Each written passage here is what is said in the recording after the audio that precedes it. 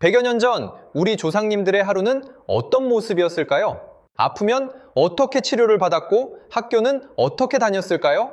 1900 조선에 살다는 이 질문에 대해 아주 구체적인 답을 남긴 기록입니다.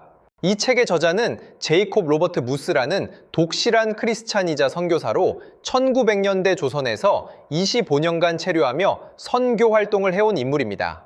그의 편견 없는 시선으로 바라본 조선은 100여 년 후 한국과 비슷한 일상들도 있었고 전혀 알지 못했던 놀라운 일상들도 있는데요. 오늘 영상에서는 저자가 직접 보고 적어 내려간 100여 년 전 조선 민중의 일상을 따라가 보겠습니다. 오늘날 우리는 다치거나 아프면 한의원을 많이들 찾곤 하죠. 100여 년 전 조선 사람들도 병이 나면 가장 먼저 한의원을 찾았습니다. 침과 뜸, 한약은 당시 조선에서 가장 일반적인 치료법이었죠. 경험 많은 한의사는 마을에서 큰 존경을 받기도 했습니다. 우리가 흔히 한의원 하면 생각하는 녹용, 당귀 등의 약재들을 당시 한의원에서도 사용하곤 했다는데요. 놀라운 사실은 당나귀 발굽, 호랑이 발톱, 구운쥐 등의 다소 충격적인 재료들을 약재로도 사용하기도 했다고 합니다. 서양의학에 익숙한 선교사 제이콥은 이를 보며 경악하기도 하죠. 한편 저자는 조선의 보건 환경과 관련하여 천연두에 대해 언급하는데요. 천연두는 얼굴을 비롯하여 온몸에 종기가 생기는 질병인데 참고 영상 잠시 보시겠습니다. 옛날 어린이들은 호환, 마마, 전쟁 등이 가장 무서운 재앙이었으나 현대 어린이들은 무분별한 불량 불법 비디오를 시청함으로써 비행 청소년이 되는 무서운 결과를 초래하게 됩니다. 30대 이상 아진분들은 이 장면 기억하실 것입니다. 옛날 조선 사람들은 천연두가 마마라는 귀신이 들려 생기는 질병이라고 생각했습니다. 그리고 이 병이 너무도 흔히 퍼져 언젠가는 겪어야 할 병으로 생각해 체념하는 분위기였다고 합니다. 천연두와 관련된 미신 중에 만약 자식 중 한 명이 천연두로 사망하고 또 다른 한 명이 또 천연두에 걸렸다면 먼저 죽은 자식을 땅에 묻지 않았다는 것입니다. 마마라는 귀신이 모욕감을 느낄 수 있다는 것이 그 이유라는데요.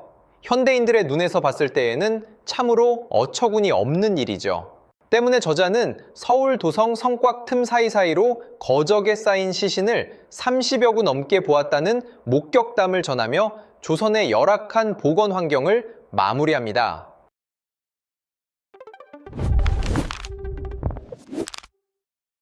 한편 저자는 농업국가인 조선의 농민들을 조선의 뿌리라고 표현하는데요. 당시 조선의 농업 또한 벼농사가 중심이었다는 점이 흥미롭습니다. 이로 인해 생기는 다양한 농촌의 문화들도 볼 수 있는데요. 기계화된 농기구가 없어 인간의 노동력이 절대적으로 중요했던 당시 사람들이 수십 명 단위로 협업을 해서 농사를 지었다고 합니다. 선교사 제이콥은 우리가 교과서에서 배웠던 두레를 직접 목격합니다. 벼농사 중심의 농업은 볏짚을 활용한 문화를 발달시키기도 하는데 지붕, 신발, 그릇뿐만 아니라 가축 사료로 활용되는 짚을 보며 저자는 매우 놀라워합니다. 한편 그는 지게를 조선 최고의 발명품이라고 하면서 지게를 매면 230kg의 무게를 1.6km까지 걸어갈 수도 있다고 언급합니다. 군대에서 25kg 군장을 메고 행군을 해본 저로서는 믿을 수가 없는데요. 사진을 보면 가능할 것 같다는 생각이 드네요. 마지막으로 저자는 조선을 방문한 외국인들이 종종 아침에 낮잠 자는 농민들을 보곤 조선 사람들은 게으르다고 오해를 한다며 새벽부터 나와 일하다가 잠깐 쉬는 조선 사람들은 결코 게으르지 않다며 변호합니다.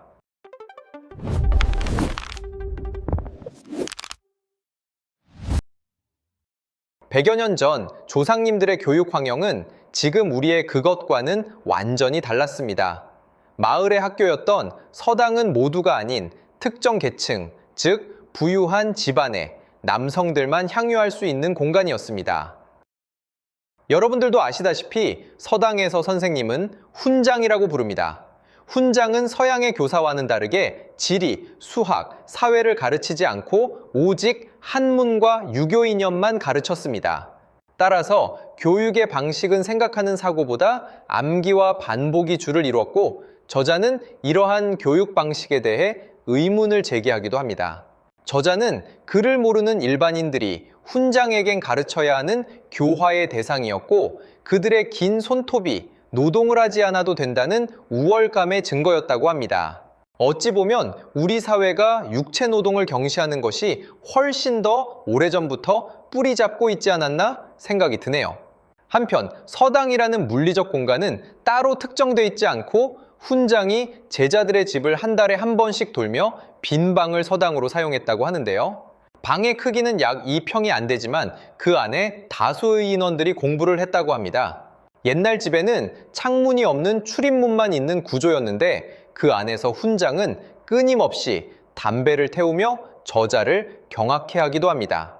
아무래도 하나님 앞에서는 모두 평등하다는 기독교, 그리고 서양의 실용적인 교육을 경험한 저자에게 남성 중심, 그리고 이념에 치우친 조선의 교육 방식이 좋지 않게 보였나 봅니다.